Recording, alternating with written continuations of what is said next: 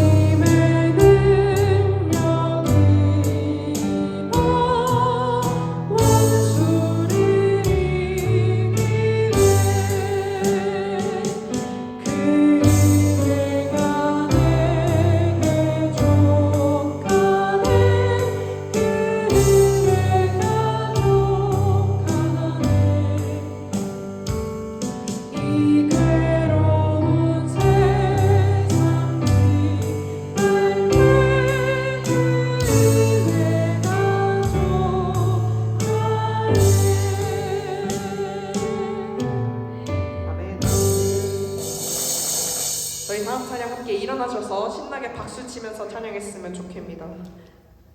김씨자매가 없어가지고 제가 앞에서 외롭거든요. 크게 박수를 쳐주셔야 돼요.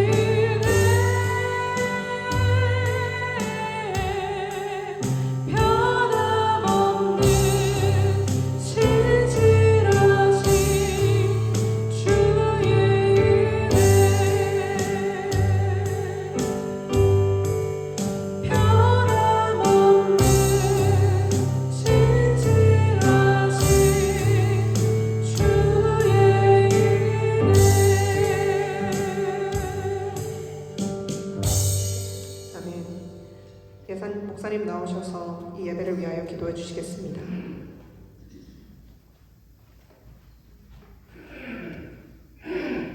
우리 함께 기도로 하나님 앞에 나가겠습니다. 하나님, 우리 예배드리기 위하여 나왔사오니 우리의 예배를 받아주시옵소서. 온전히 영과 진리로 예배드리는 이 한 시간 되도록 주님 주관하시고 역사하여 주시옵소서.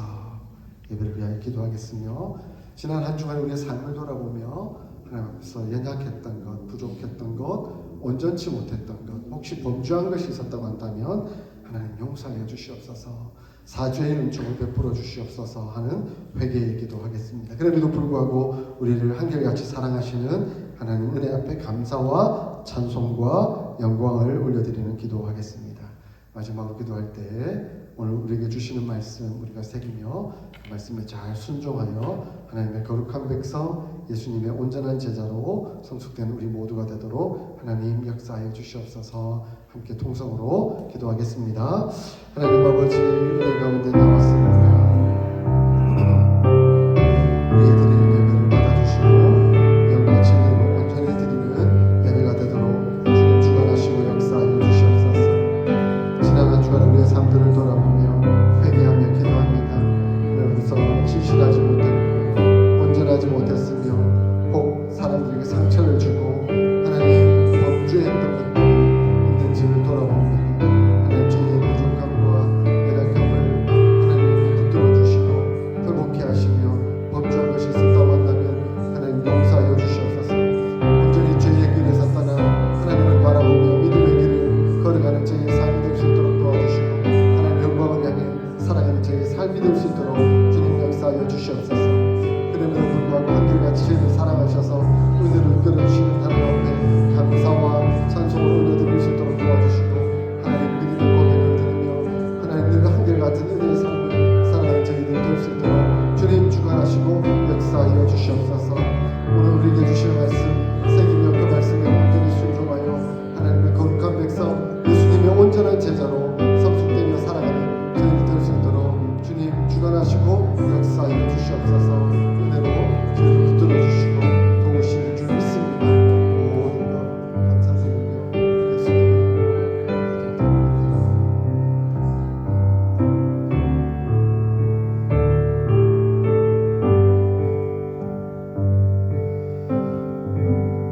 우리의 신앙 고백 사도신경으로 올려드리겠습니다. 성부 하나님을 믿습니까?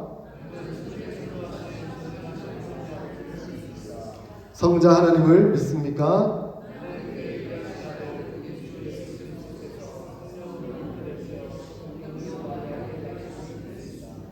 성자 하나님이 우리의 구원을 위해 하신 일을 믿습니까?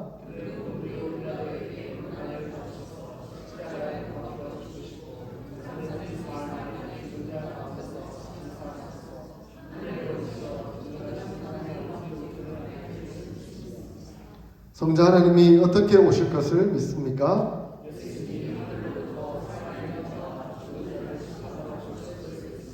성령 하나님을 믿습니까?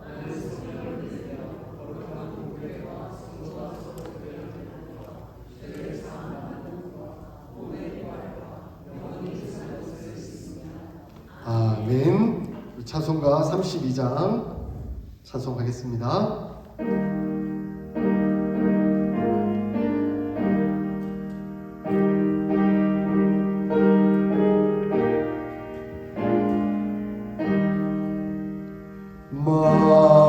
만유의 주제 존귀하신 예수 사람이 되신 하나님 나 사모하여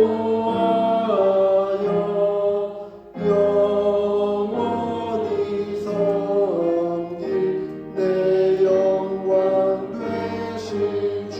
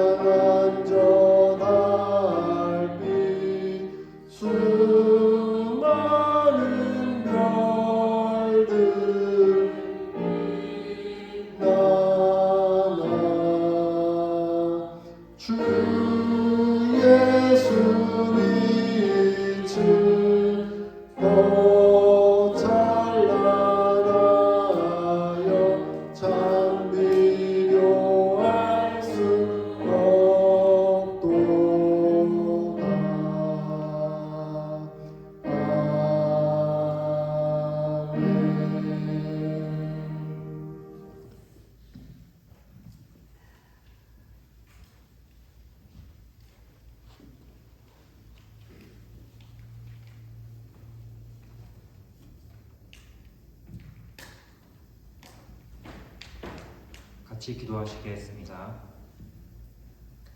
주 하나님, 주님은 크시고 두려우신 분이며 주를 사랑하고 주의 말씀을 지키는 자들에게 변함없는 사랑과 약속을 베푸는 분이심을 고백합니다.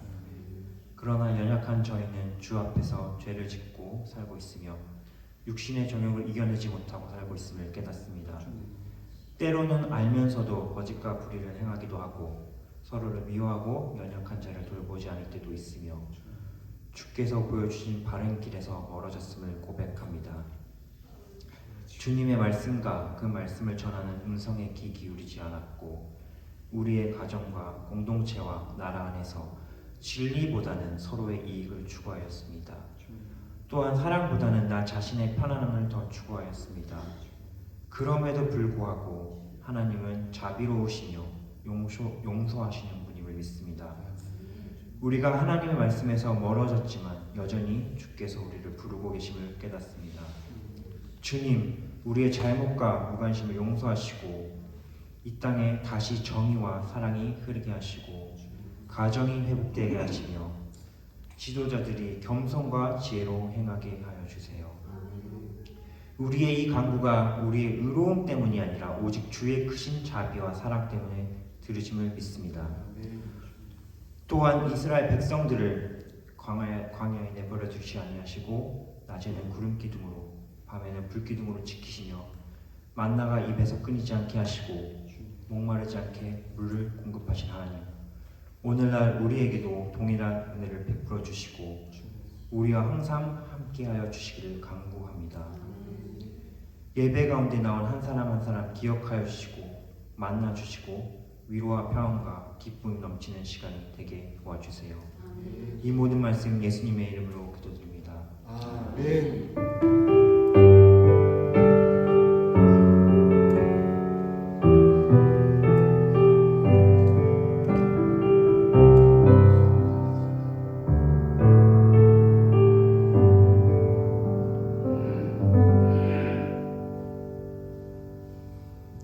오늘 우리에게 주시는 하나님의 말씀은 마태복음 5장 27절에서 32절까지 말씀입니다. 마태복음 5장 27절에서 32절까지 말씀 교독하겠습니다. 또 간음하지 말라 하였다는 것을 너희가 들었으나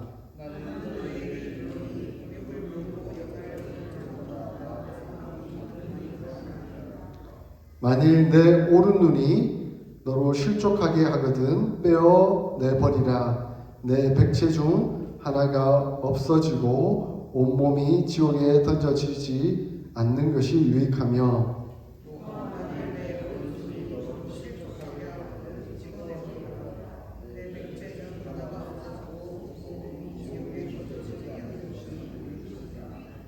또 일러스되 누구든지 아내를 버리려 하거든 이혼 증서를 줄 것이라 하였으나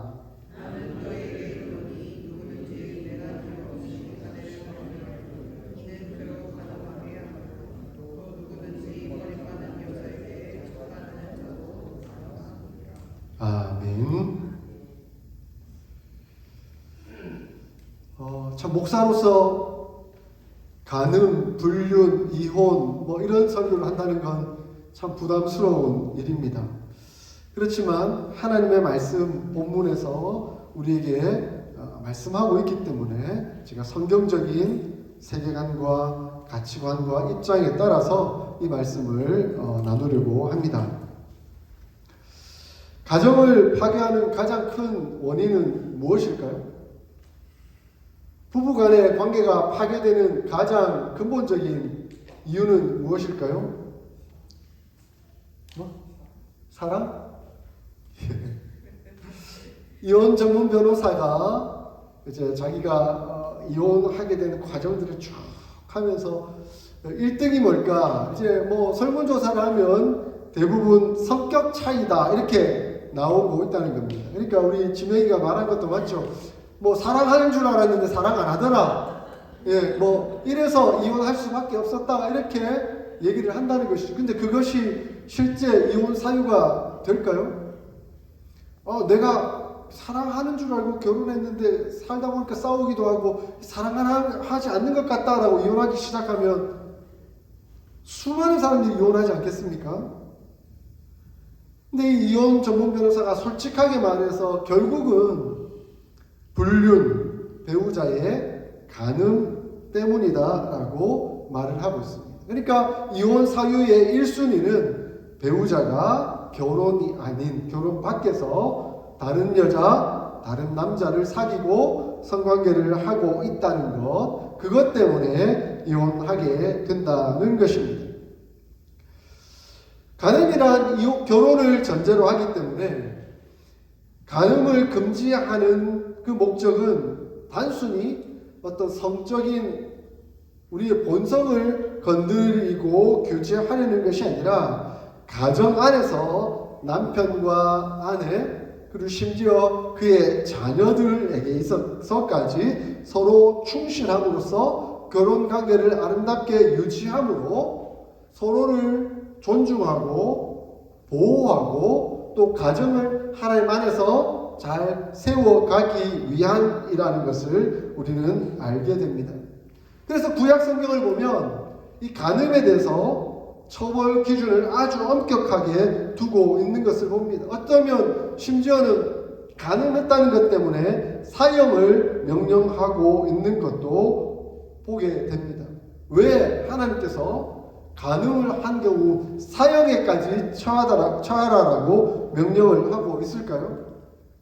그 간음이 단순히 자기의 욕망, 욕정에 따라서 하는 그러한 범죄일 뿐만 아니라 그 간음은 심지어 한 가족을 완전히 파괴시키는 심각한 범죄 행위이기 때문에 그렇다는 것입니다. 그래서 만약에 내가 남의 집 아내를 간음하게 되면 그 가정을 내가 파괴시키는 것이고 무너뜨리는 상황이 되고 만나는 것입니다. 뿐만 아니라 내 가정도 파괴가 되고 무너뜨려지는 심각한 상황이 발생할 수 있기 때문에 하나님은 하나님의 말씀 율법을 통해서 이 간음이라는 죄가 얼마나 심각하고 무서운 죄인지 단순히 개인 간의 문제가 아니라 그것은 가정을 파괴시키고 공동체를 파괴시키는 아주 심각한 범죄라 하는 것을 말씀해 주고 있습니다. 제가 전에 있던 교회에 한 남자 집사님이 불륜을 저지르고 있었어요. 믿지 않는 가정에 한 아내와 관계를 맺고 있었던 것입니다. 근데 이 남자분은 교회의 집사이기도 하고 자녀들은 이미 다 성장했어요. 그런데 그 아내는 그 불륜의 상대자인 여자분은 아이들이 초등학생이었거든요. 근데 교회가 그것을 알고 두 분을 지도하기 위해 제가 두 분 다 만났어요. 남자분에게는 결코 그렇게 해서는 안 됩니다. 하나님 앞에서 범죄입니다. 회개하십시오. 라고 요청하였고 그 여자분은 교회를 다니지 않는 분이었기 때문에 이것은 교회적으로 또 사회적으로 또 가정 공동체적으로 얼마치 못하기 때문에 그 관계를 속히 끊으십시오. 잘못된 것입니다. 라고 지도를 했습니다. 그래서 그 여자분을 만나서 신방을 하고 지도를 하는데 그 여자분이 벌벌벌벌 떠시더라고요.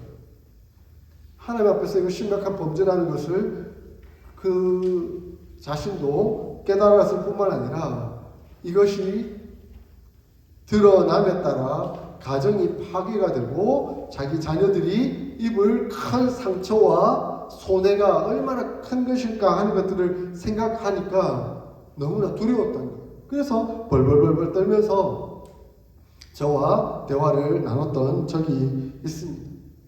그 남편에게는 매일 교회에 오셔서 기도하시고 회개하시고 교회에 상담을 받으면서 다시 회복하기를 바란다라고 말씀드렸고 그 여자분에게는 이제 교회를 출석하시면서 하나님 앞에서 진실한 삶이 무엇인가 하는 것들을 깨달으면서 가정을 잘 지켜 나갈 수 있기를 바랍니다 라고 권면을 했었습니다. 그러므로 이 7계명 간음하지 말라 하는 계명은 이웃의 생명 못지않게 이웃의 결혼을 보호하고 이웃의 가정을 보호하는 것이 얼마나 크고 중요한지 하는 것을 가르쳐주는 말씀입니다. 그러므로 그리스도인들은 이 간음에서 벗어나야 합니다. 물론 인간에게 있어서 성욕이란 기본 욕구이기도 하고 창조적 질서이기도 합니다. 성욕 자체가 잘못된 것이 아니죠. 그것 자체가 죄는 아닙니다. 하나님께서 가정을 이루고 부부를 이루고 함께 행복한 삶을 살아가도록 하는 기쁨을 그 성적 욕구 안에 두셨습니다. 그런데 이 성적 욕구가 타락하게 되면 음욕이 되고 맙니다. 음욕이란 결혼관계, 하나님께서 세우신 창조적 질서 밖에서 이루어지는 욕구이기 때문에 범죄가 되고 마는 것입니다. 그러므로 그 음욕이 생겼을 때는 그 첫 징조부터 가차없이 잘라내야만 합니다. 재밌는 얘기가 있더라고요. 한 미국 목사님이 이제 해수욕장을 갔는데 가족들 함께 간 거죠. 그래서 또 지나가는데 한 예쁜 몸매에 아가씨가 옆에 싹 지나가는 거예요. 그 목사님이 나도 모르게 눈길이 따라간 거예요. 남자들이 약간 시력에 약한 그 본능적 욕구가 있죠. 그래서 자신도 모르게 이렇게 따라간 거예요. 그것을 아내가 보고는 어디 감히 지금 저 여자를 쳐다봤냐고 막 뭐라 하는 거예요. 그 자체만으로 범죄라고 말할 수는 없겠죠. 지금 쏠려서 본능적으로 이렇게 눈이 따라간 것을 범죄라고 말을 할 수는 없을 것입니다. 그런데 집에 가서도 그 여자 생각하고 있고, 그리고 그 여자의 몸매를 또 찾아보기 위해서 인터넷도 찾아보고 사진도 찾아보고 막 이렇게 묵상을 하고 거기에 대해서 생각을 계속 반복하는 것은 범죄의 상황에까지 빠져들 수 있다는 겁니다. 그러므로 성적 욕구 본능과 그것을 넘어선 음욕에까지 이르는 상황이 무엇인지 하는 것들을 우리 그리스도인들은 분별할 수 있어야 하고, 그리고 그것을 단호히 끊을 수 있는 하나님 앞에서의 단호함이 있어야 합니다. 근데 유대인들 중에 수많은 사람들은 율법적으로 이것을 물리적으로 계산을 하고 생각을 하는 거예요. 그래서 이 7계명 간음하지 말라 하신 이 말씀에 대해서 육체적인 부정을 저지르지 않았다면 나는 간음하지 않았다라고 생각하는 사람들이 있었습니다. 육체적 간음만 하지 않으면 내 마음껏 상상하고 내 마음껏 어떤 음욕의 행위를 묵상하고 그렇게 살아가는 것을 아무 문제 없는 것처럼 생각하며 살고 있는 사람들도 있었다는 것이죠. 이에 예수님은 단호하게 말씀합니다. 오늘 본문 29절에 뭐라고 말씀하고 있습니까? 만일 내 오른 눈이 너를 실족하게 하거든 빼어내버리라. 내 백체 중 하나가 없어지고 온몸이 지옥에 던져지지 않는 것이 유익하다. 근데 만일 내 오른손이 너로 실족하게 하거든, 범죄하게 하거든 찍어내버리라. 내 백체 중 하나가 없어지고 온몸이 지옥에 던져지지 않는 것이 유익하니라 라고 예수님은 말씀하고 있습니다. 아주 두려운 말씀이죠.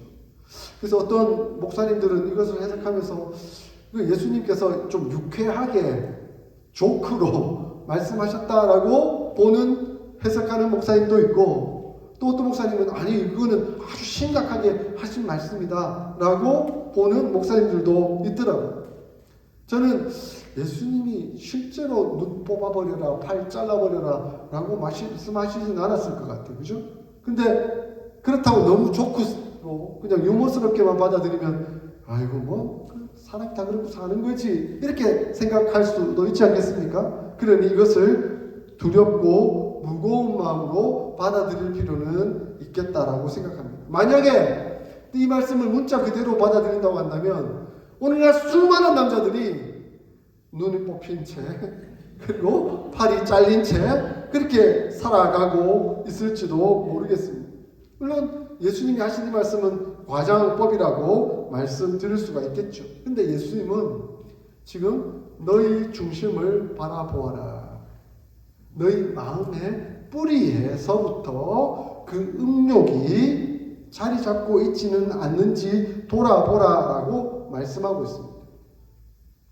지금 아까 제가 미국 목사님의 예를 들었지만 눈이 따라간 것은 본능적이었지만 그 이후에 그 눈으로 또다시 인터넷을 찾아보고 묵상하고 또 손으로 그 작업들을 계속 이상하게 하는 행위들이 발생하고 있다라고 한다면 그것은 지금 예수님이 말씀하고 있는 바 아주 심각한 음욕의 행위까지 나아가고 있다라고 말씀하고 있다는 것. 단순히 너희가 육체적으로 실제 간음을 행하지 않은 것으로 만족하지 말고 너희의 마음 중심에 어떠한 행위를 하고 있는지 하는 것들을 돌아보면서 진실한 삶을 살아야 한다라고 예수님은 가르치고 있는 겁니다. 오늘날은 너무 쉽게 드라마나 영화 속에서 불륜의 재료들을 보게 됩니다. 그런데 그것은 많은 불륜들을 미화시키고 있어요. 그죠? 그래서 나는 남편과 지금 관계가 안 좋은데 이 사랑 잘못된 사랑이었어. 내가 잘못된 선택이었어. 아이고 지질이 복도 없지. 내가 어떻게 이런 사람을 선택하는 바람에 내가 이렇게 고생하며 살았을까. 그런데 초등학교 동창을 만났어요. 쟤랑 결혼했더라면 하는 그런 잘못된 생각이 불륜을 일으키고 그것이 마치 로맨스인 것처럼 미화시키는 일들이 오늘날 많이 나타나고 있다는 거예요. 하나님은 그리고 예수님은 우리에게 말씀하십니다. 그러한 것조차도 불륜이고 그리고 간음하는 행위가 될 수 있다라고 말씀하고 있습니다. 괜찮다. 그 정도까지야 뭐 이렇게 말하지 말아라라고 예수님은 우리에게 가르칩니다. 이렇게 마음속에 다른 여자나 다른 남자에 대한 음란한 생각을 품고 있는 것에 대해서는 철저한 제어 장치가 필요하다라고 예수님은 우리에게 권면하고 있습니다. 여러분, 이러한 음란한 음욕적인 문제가 발생하지 않도록 제어하는 방법이 뭐가 있을까요? 기본으로 돌아가는 겁니다. 말씀과 기도로 돌아가는 겁니다. 하나님 앞에 서 있다. 코람데오. 내가 하나님 앞에 서 있다 하는 그 생각을 한순간도 잊지 않는 겁니다. 지금 내가 하나님 임재 속에서 살아가고 있다는 거예요. 그런데 지금 하나님 내 앞에 계시는데 지금 하나님 나와 동행하시고 주관하고 계시는데 그런데 내가 그 불륜을 행할 수 있겠냐는 거예요. 그러면 우리 삶 속에서 늘 말씀과 기도 그리고 회개와 순종의 삶을 살아가야 합니다. 그러한 삶을 살아갈 때 비로소 우리는 음욕의 죄, 간음의 죄에서 벗어날 수가 있습니다. 사도 바울이 우리에게 말씀한 것을 기억하십시오. 너희가 하나님의 성전인 것과 하나님의 성령이 너희 안에 거하시는 것을 너희가 알지 못하느냐? 우리는 하나님의 성전 되었습니다. 우리 안에 누가 계시죠? 성령 하나님이 계십니다. 지금 성령 하나님이 내 안에 계시다는 것을 항상 잊지 말라 하는 겁니다. 그러므로 늘 성령님께 의지하고 기도하면서 살아가야 합니다. 이미 말씀드렸듯이 간음하지 말라 하신 하나님의 목적은 하나님께서 세우신 그 가정을 지키고 보호하기 위함입니다. 그런데 그 가정 가운데는 상대적으로 오늘날은 조금 시대가 달라졌지만 당시 시대로 보면 상대적으로 약한 여자들과 자녀들이 있었습니다. 간음하지 말라 한 것은 특별히 남자들에게 강조되고 있는데 이 남자들에게 강조되고 있는 이유는 이 간음하지 않는 것을 통해서 가정을 지키고 보호할 뿐만 아니라 너희의 아내, 여자된 아내와 너희의 자녀, 연약한 자녀를 다 보호하라 하는 그 의미가 함께 담겨져 있다는 것입니다. 그런데 만약에 그 아내가 다른 남자와 관계를 가지는 심각한 상황이 벌어졌을 때는 어떻게 해야 되는가? 그때는 이혼 증서를 써서 그 집에서 내어보내도 된다라고 이혼을 허용하고 있습니다. 이것은 여러분 다르고 다른데 이혼을 쉽게 하도록 허용하는 것이 아니라 이혼을 하지 않도록 제어하는 장치입니다. 불륜을 저지르니까 아내가 간음하는 죄를 범하지 않은 이상 절대 이혼하지 말아라 하는 의미가 이 안에 담겨져 있다는 거죠. 그냥 이혼증서 쉽게 써주고 이혼해도 된다 하는 말씀이 아니라 정말 그런 심각한 범죄 이외에는 이혼하지 말아라 라고 하는 그 의미가 담겨져 있다는 거예요. 그런데 이것을 유대인들은 악용하기 시작했습니다. 이혼증서를 써주면 이혼해도 되네 라고 생각을 했던 겁니다. 간음한 죄 외에는 이혼하면 안 된다. 근데 혹시 그렇게 간음한 죄를 저질렀을 때는 어쩔 수 없이 이혼증서를 써주고 집 밖으로 내보내라 라는 거였는데 앞에 그 범죄 저지른 사실은 다 사라진 채 이혼증서를 써주면 이혼해도 된다 하는 것만 남게 돼버린 거죠. 참 인간이 합리적으로 계산하면서 자기에게 유리하도록 해석하는 데는 참 악한 것 같아요. 그러다 보니 이 유대인들 중에 이상한 사람들이 발생하기 시작하는 겁니다. 이혼 증서를 써주면 이혼해도 된다더라 하는 것이 퍼지기 시작한 겁니다. 그러니까 아내가 못마땅하면 이혼해야 되겠다. 그럼 어떻게 하면 됩니까? 이혼 증서만 써주면 되는 거예요. 그래서 이스라엘의 어떤 학파들 중에 유대인들 중에 어떤 학파들 중에 사소한 이유, 그러니까 아내가 밥을 태웠다. 이건 이혼 사유가 된다 해서 밥 태운 것 때문에 이혼 증서를 써서 너 집 밖으로 나가라 라고 한 거예요. 실제 그런 일이 발생하는 거예요. 그리고 자기 아내보다 더 좋아하는 여자가 생긴 거야.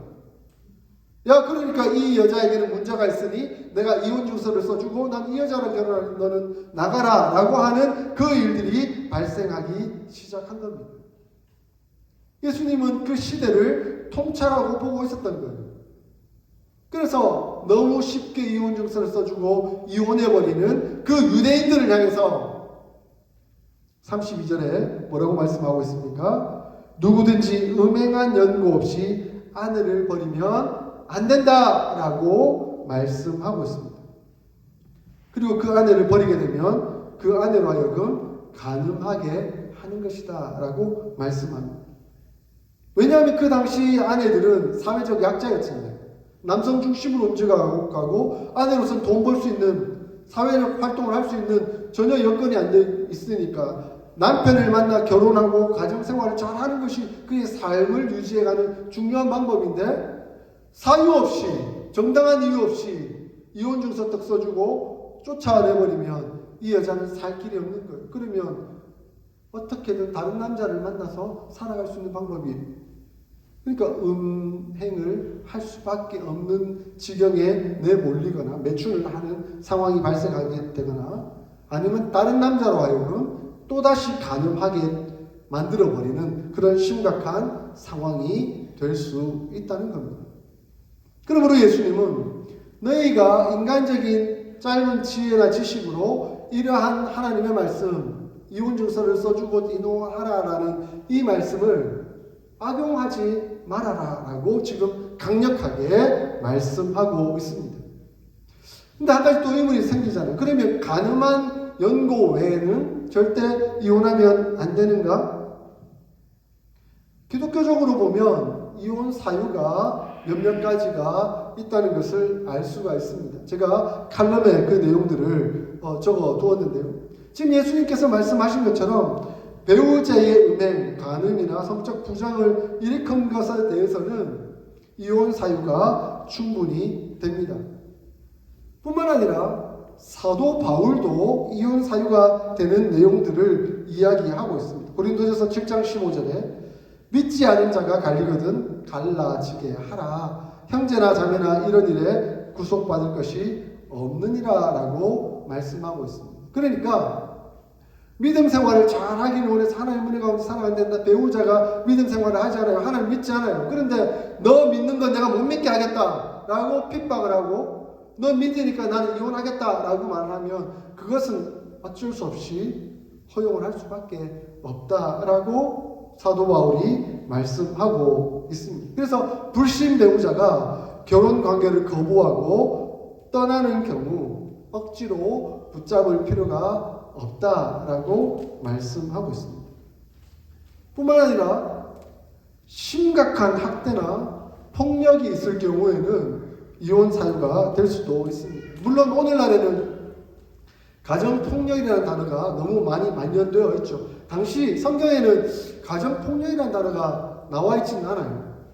그런데 심각한 사유가 되기도 합니다. 배우자가 반복적으로 신체적으로, 정서적으로, 성적으로 폭력을 가해서 인격을 모독을 당하고 생명을 위협당하고 있다고 한다면, 내 이웃을 내 몸과 같이 사랑하라, 그리고 살인하지 말라 하신 그 생명 존중의 원리에 따라서 이 이혼은 정당화될 수가 있습니다. 제가 예전 교회 얘기를 또 했는데, 또 다른 어떤 가정에 남편이, 아내는 참 직업을 가지고 어렵게 생활을 하고 있는데 직업도 안 가지고 술을 먹으면 아내를 막 때려요. 행패를 부리는 거예요. 그런데 그 아내는 기독교인으로서 나는 이혼하면 안 돼, 이혼하면 안 돼 하고 맞으면서도 끝까지 버티면서 사시는 거예요. 너무 안타깝고 힘들더라고요. 그래서 제가 그분 찾아가서 남편을 데려와서 상담을 하는데, 가방 안에 칼하고 연장 같은 거를 들고 다녀요. 너무 위험해. 나도 무서웠어요, 사실은. 이분들한테 혹시 내가 해코지를 당하지 않을까? 결국 이혼하지 않으려면, 하나님 앞에서 이혼하지 않으려면 제가 권면하면서 일단 그 알코올 중독을 치료하고 병원에 가서 입원하면서 회복하도록 노력해보자. 그런데 그것이 되지 않고 아내에게 생명에 위협이 가할 정도로 반복된다면 이것은 어쩔 수 없는 상황이지 않겠는가 하고 권면했던 적이 있었습니다.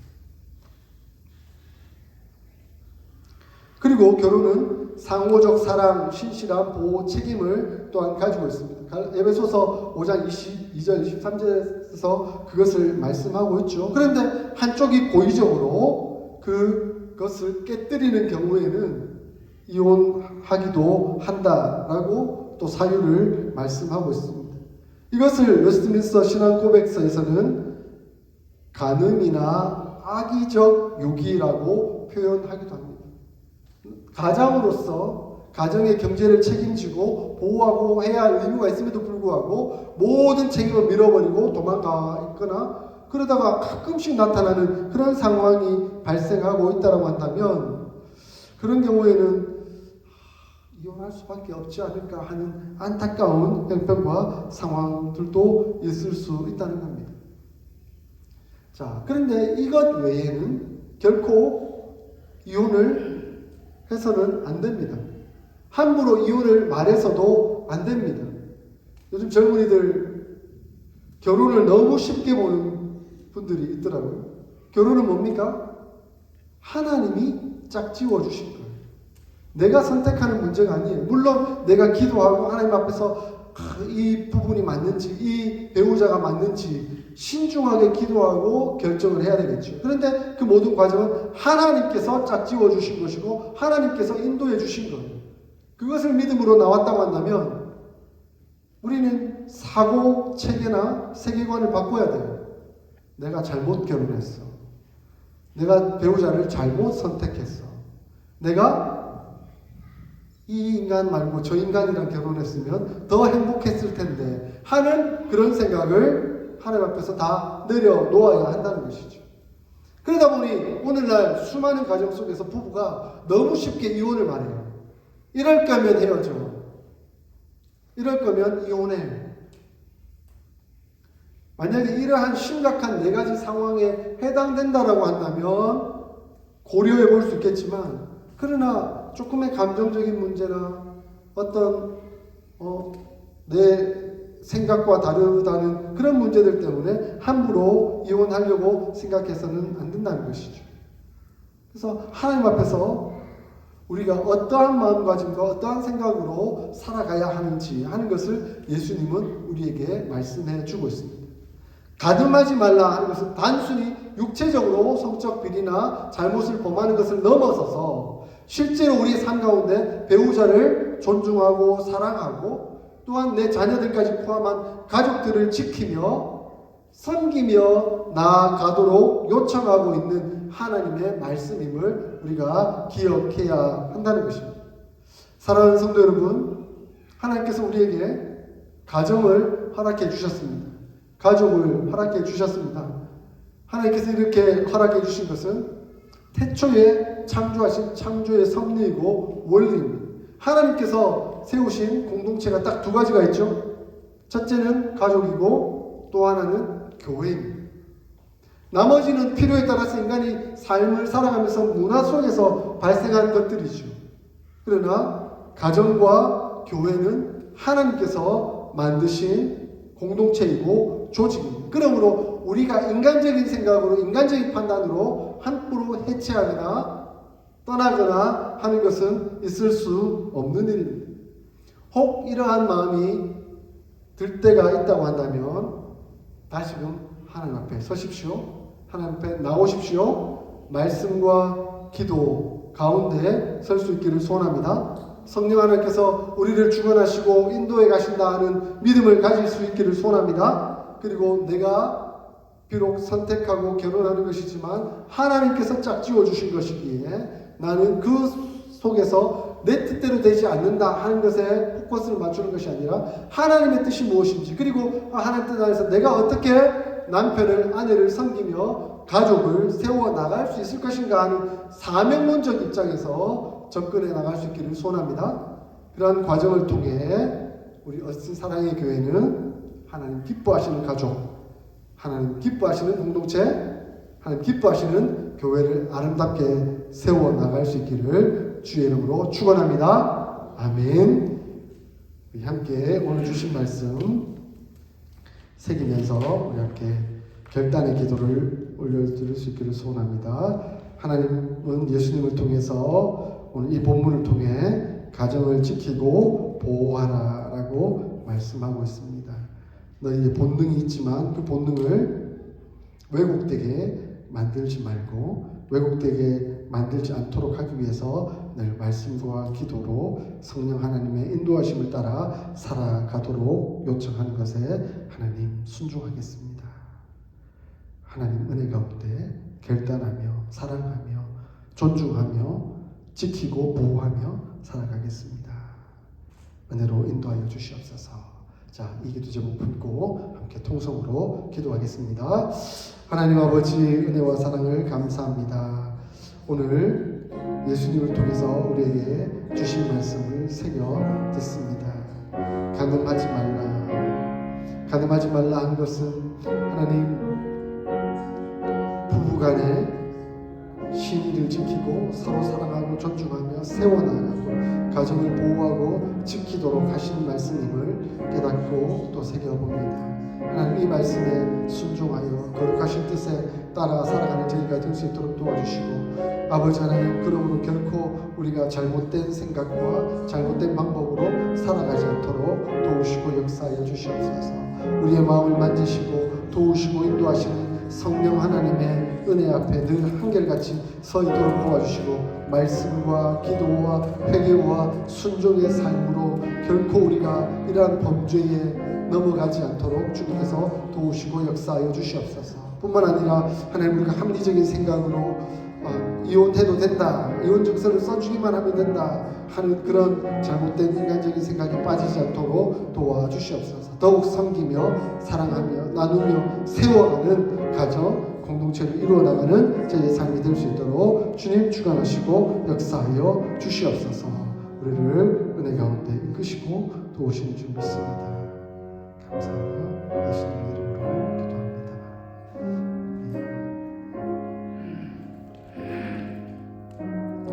우리 찬송가 433장 귀하신 주여 이렇게 찬송하겠습니다.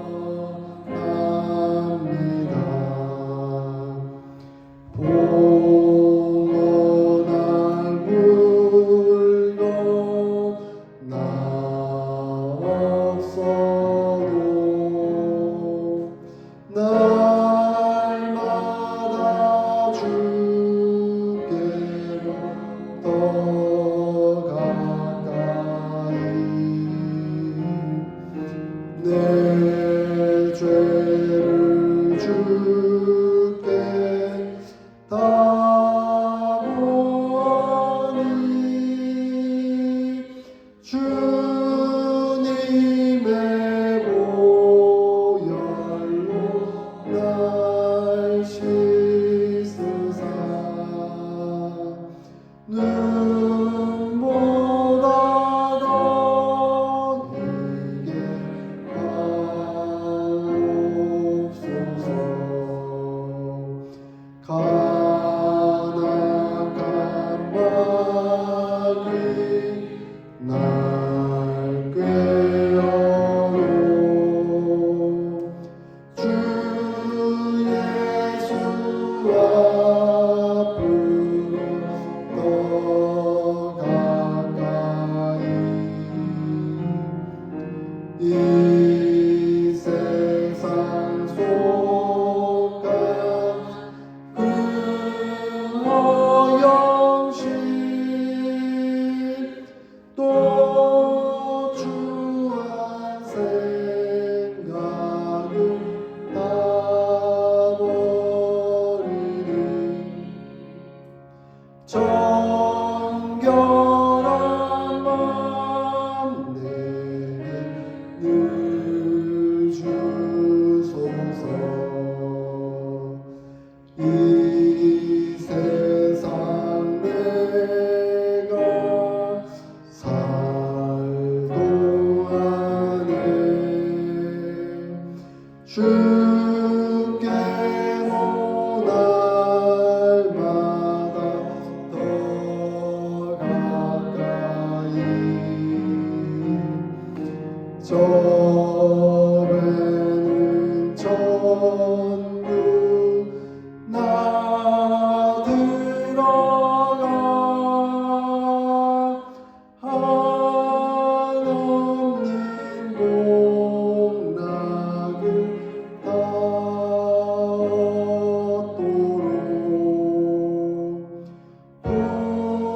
풍성한 은혜를 주옵소서.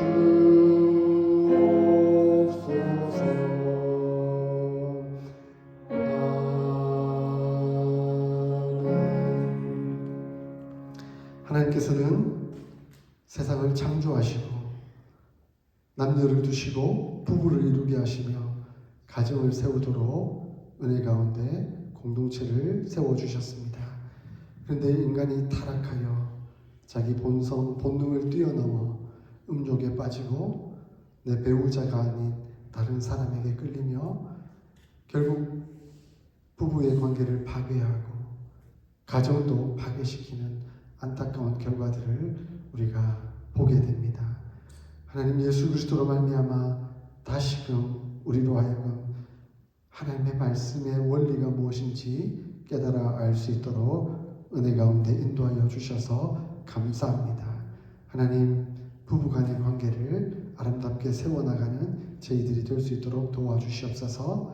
뿐만 아니라 우리가 가족 공동체가 되었다는 것, 하나님이 세우신 가족이라는 것을 한치도 잃어버리지 아니하고 믿음으로 살아가는 저희들 될 수 있도록 역사하여 주시옵소서.